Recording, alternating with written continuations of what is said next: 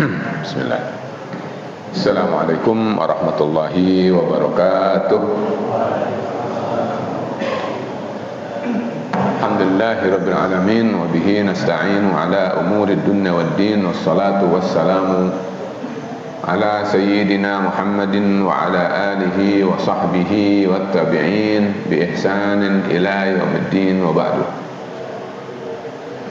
Jamaah salat Isya dan salatul tarawih yang dirahmati Allah Subhanahu wa taala. Kembali saya mengingatkan dan menyampaikan tentang hal yang kita harap dan menjadi bagian dari orientasi hidup kita adalah rahmat Allah Subhanahu wa taala. Agar rahmat Allah kita raih, maka setiap kita harus kiranya mengetahui apa saja yang memungkinkan kita sampai kepada hal tersebut. Di antaranya adalah yang sering kita lalui, kita baca di dalam surat Yasin ayat 45, di mana Allah berfirman, a'udzubillahi minasyaitonir rajim, wa idza qila lahum ittaqu ma baina aydikum wa ma khalfakum la'allakum turhamun. Allah berfirman, dan ketika dikatakan kepada mereka, ittaqu ma baina aydikum, baina aydikum jamak baina yadai,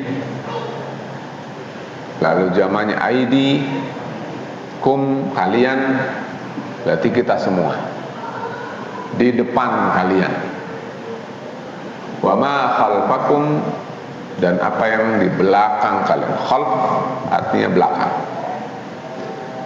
Jadi Allah memperingatkan pada kita, hati-hatilah, waspadalah,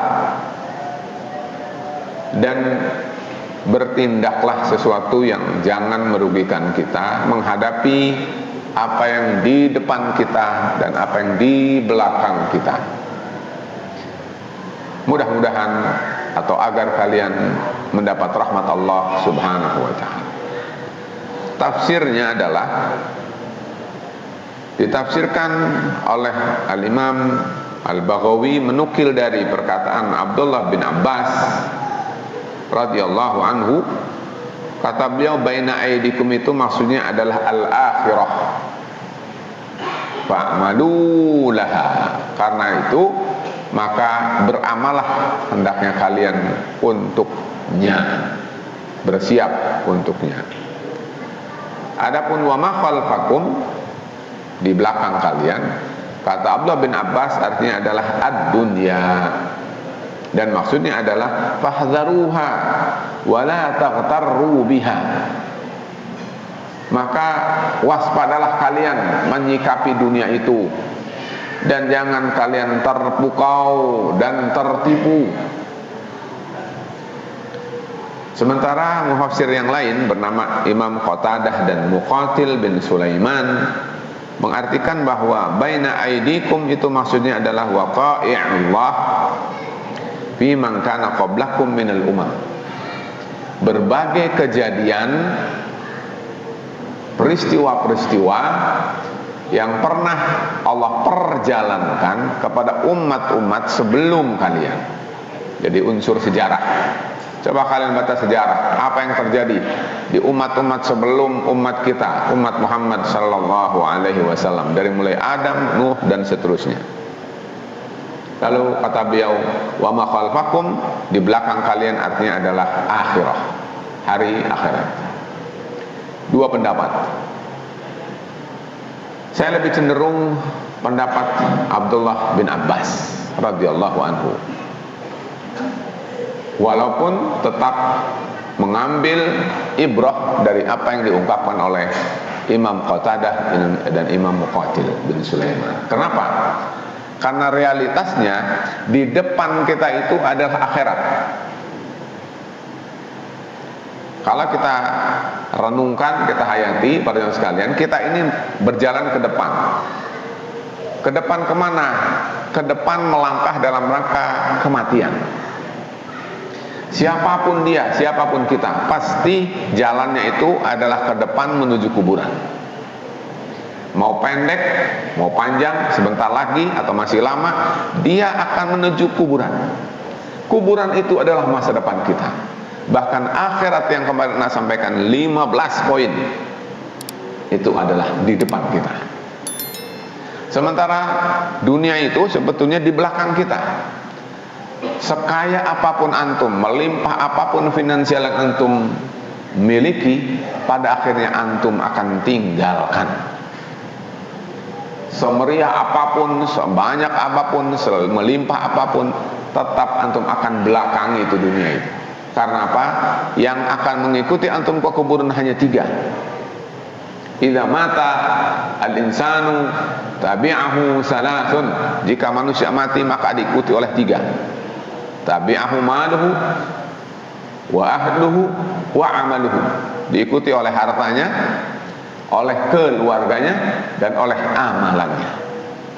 Tsumma raja'a isnani, kata Rasul, 2 pulang. Raja'a maluhu wa ahluhu wa baqiya ma'ahu wa amaluhu. Keluarganya walaupun mencintai sampai mati, begitu mati dia tinggal. Wa maluhu, setriliun apapun, banyak bertriliun-triliun dia miliki pun akan dia tinggalkan. Dan yang akan bersamanya adalah wa baqiya ma'ahu, akan baqo, akan kekal, akan menemani dia setia adalah amaluhu, amalannya. Itu yang disebut dengan di depan dan di belakang. Jadi yang lebih tepat adalah di depan itu adalah sebetulnya kematian kita dan hari akhirat kita, di belakang kita itu adalah dunia. Karena yang kita hadapi adalah akhirat, maka berarti kita bersiap. Amalan apa yang akan kita bawa untuk menemani kita di kuburan? Amalan apa yang akan menghantarkan kita kepada keberuntungan untuk sampai kita berhak memperoleh rahmat Allah dan surganya. Sementara dunia harusnya kita sadar, lalui secukupnya sesuai dengan bekal hidup sampai mati. Toh pada akhirnya kita tidak akan bisa melampaui apa yang menjadi jatah Allah untuk kita. Para jemaah sekalian, karena itu kita harus ingat dengan firman Allah dalam surat Al-Qasas ayat 77, di mana Allah berfirman, wabtaghi fima ataqallahu darul akhirah wa la tansa nasibaka minad dunya. Carilah oleh kamu dari apa yang Allah berimu itu negeri akhirat, dan jangan lupa bagianmu di dunia ini. Jadi urusan dunia itu jangan lupa, karena kita memang butuh. Tapi jangan salah orientasi. Harusnya jangan lupa, malah jadi orientasi. Seakan dunia ini tujuannya, seakan dunia itu adalah akhir dari perjalanannya, sehingga seluruh potensinya untuk dalam rangka meraih dan menggapai dunia, dia lupa bahwa dunia justru akan menghujatnya besok, apakah dari halal ataukah dari yang haram. Para jemaah sekalian, oleh karena itu saya mengingatkan ada 5 hal penting, ya, ada 5 hal penting kiranya oleh kita selalu disadari. Pertama, kata oleh Allah. Oleh Allah, maksudnya apa? Kita ini ada di dunia ini, tercipta di dunia ini, bisa bergerak seluasa seperti ini, itu adalah Allah. Jadi oleh Allah lah kita ini ada di dunia ini. Ini harus disadari, karena ini adalah permanen. Kalau orang sudah tidak sadar dengan ini, maka dia adalah tidak beda dengan orang-orang kafir. Kedua, karunia dari Allah. Maksudnya apa? Hidup dari Allah, pedoman hidup, Al-Quran, wahyu, sunnah Rasul dari Allah. Rasul Muhammad diutus oleh Allah. Kecerdasan yang kita miliki ini dari Allah. Fitrah, kecenderungan jiwa kita ini dari Allah. Kekuatan yang kita miliki sekarang ini dari Allah. Umur dan kesempatan semua dari Allah. Kesehatan dari Allah. Alam semesta ini juga dari Allah. Jadi semua itulah karunia dari Allah. Harus ingat itu. Ketiga, pada Allah. Maksudnya apa? Bahwa kalau kita memuji Allah. Kalau kita menyanjung Allah. Dan kalau kita beribadah adalah pada Allah. Jangan pada selain Allah subhanahu wa ta'ala. Keempat, untuk Allah. Apa yang maksud dengan untuk Allah? Perjuangan yang harusnya umat Islam lakukan sebagai bentuk pengabdian dan melakukan perintah Allah itu adalah hanya tentu untuk Allah, bukan untuk kejayaan dunia. Pengorbanan dalam perjuangan itu adalah untuk Allah. Kalau salah orientasi bahwa pengorbanan dan perjuangan itu adalah bukan untuk Allah, maka dia akan menjadi matinya dalam keadaan hadar, sia-sia. Karena itu para sekalian, ingat perjuangan kita selama hidup ini dan pengorbanan kita adalah kita peruntukan untuk Allah Azza wa Jalla. Dan yang kelima, rahmat dari Allah. Apa itu? Ampunan dari Allah kita harapkan, pahala dari Allah kita harapkan, penghapusan dosa kita harap dari Allah, syafaat kita berharap dari Allah, hisaban yasiran, apabila kita besok dihisab oleh Allah, bermohon agar Allah memudahkan hisab kita. Siapa yang mempermudah itu? Dari Allah. Terbebas dari neraka dan dimasukkan ke dalam surga. Dari siapa kita berharap? Tentu dari Allah. Jadi para sekalian, ada 5 menurut saya kesimpulannya hidup di dunia ini. Pertama adalah kita harus sadar oleh Allah, dari Allah berupa karunia, pada Allah berupa tadi apa yang kita perbuat berupa peribadatan, untuk Allah berupa perjuangan, dari Allah berupa rahmat Allah, yang 5 itu. Nah, agar kita mempunyai pandangan hidup yang benar seperti yang tadi minimal saya sampaikan itu, apa yang harusnya seorang muslim miliki? Pertama adalah hidayah. Tanpa hidayah tidak mungkin orang akan sampai pada titik yang tadi saya sampaikan. Karena itu, maka jangan lupa bermohonlah hidayah kepada Allah. Allahumma inna nas'alukal huda wat tuqa wal afafa wal ghina. Dan dalam salat kita selalu mengatakan ihdina as-sirat al-mustaqim, menunjukkan bahwa kita butuh hidayah Allah. Kedua, dakwah dan amar ma'ruf nahi munkar. Para jemaah sekalian, dakwah dan amar ma'ruf nahi munkar itu kebutuhan. Karena kalau tidak ada dakwah, maka orang tidak akan tersentuh dengan risalah Allah subhanahu wa ta'ala. Orang kalau tidak diamar ma'ruf, tidak tahu apa itu ma'ruf. Dan kalau tidak ada nahi mungkar, maka orang akan leluasa, seolah-olah mengikuti hawa nafsu itu adalah sesuatu yang dibolehkan, padahal harus ada kendalinya. Kalau orang itu ma'ruf, didorong, disupport. Tapi kalau melakukan kemungkar, harus dicegah, bila perlu dihukum. Nah, itu adalah harus kita perlukan. Ketiga adalah doa. Ya, tadi sudah sampaikan, jadi hidayah dari Allah, dan untuk memperoleh hidayah itu adalah kita perlu dengan berdoa secara rutin, sadar, dan sebanyak-banyaknya agar kita selalu dituntun oleh Allah subhanahu wa ta'ala. Keempat adalah talabul ilmi. Jangan lupa bahwa ilmu itu harus dicari, harus dipelajari. Supaya apa? Tetap orientasi kita itu benar. Orang kalau tidak belajar, ya, maka orientasinya bisa jadi salah, atau terbuai, lalai, lupa, lalu jauh. Dan karena itu para sekalian, lagi-lagi mengaji itu adalah perlu, dan mengaji itu harusnya adalah terstruktur dengan baik. Tidak musiman, ya, tidak asalan, sehingga dia adalah tidak jelas bentukannya. Masuk dari sini, masuk dari sini, masuk dari sini.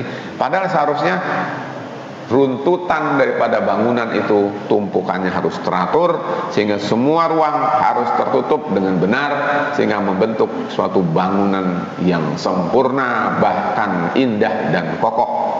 Berikutnya yang kelima adalah pergaulan. Selalu saya sampaikan dalam berbagai poin adalah bahwa kita harus selektif dalam bergaul. Karena kalau salah bergaul, bisa jadi pengaruh orientasi hidup kita menjadi berubah. Ketika bergaul dengan si orang yang mungkin tidak paham dan orang bergaul dengan paham, pendirian kita sedikit atau banyak akan terpengaruh. Dan kalau pergaulan kita soleh, insya Allah akan terarah menuju kondusif pada perkara yang soleh. Keenam, lingkungan. Lingkungan itu adalah penting, ya. Karena apa? Karena kalau kita selalu dan banyak dalam lingkungan yang kotor, ya kita akan kecipratan kotornya.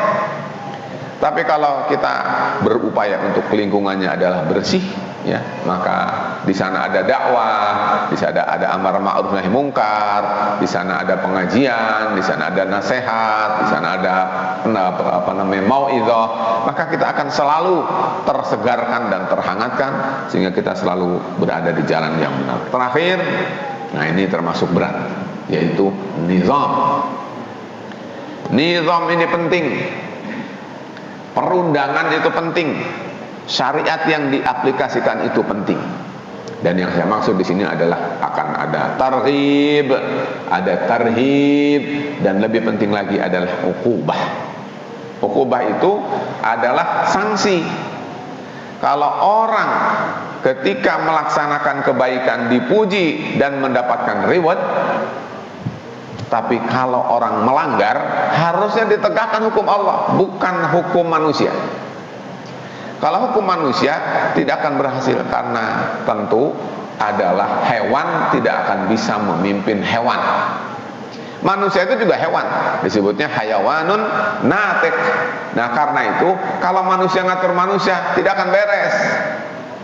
Harusnya manusia diatur oleh pencipta manusia, baru beres. Nah begitu juga dengan hukuman. Kalau kita dalam pandangan hidup, setiap muslim ini sadar bahwa manusia tidak akan beres diatur manusia, maka disitulah kita akan butuh namanya syariat Allah, qanun ilahi, syariat Allah SWT. Sehingga kalau syariat Allah itu ada diterapkan, maka insya Allah dunia ini akan damai, karena Allah putusannya selalu adil dan Allah tidak punya kepentingan. Sementara manusia tidak luput dari kepentingan. Apapun gerakan manusia itu adalah kepentingan. Apalagi dalam dunia politik, tidak mungkin, kata mereka mengatakan, tidak ada pertemanan yang abadi. Yang ada adalah kepentingan yang abadi. Allah tidak punya kepentingan. Kufur semua isi warga dunia ini, Allah tidak akan berkurang kerajaan. Karena itu maka para jemaah sekalian, inilah barangkali sesuatu yang sekilas saya sampaikan. Kalau hal-hal yang saya sampaikan tadi itu ada dan meresap pada kita, maka pandangan hidup kita ini akan lurus dan benar. Dan ingatkan selalu firman Allah Subhanahu wa taala dalam surat tadi Yasin. Demikian, mudah-mudahan bermanfaat. Wabillahi at-taufiq wal hidayah. Wassalamualaikum warahmatullahi wabarakatuh.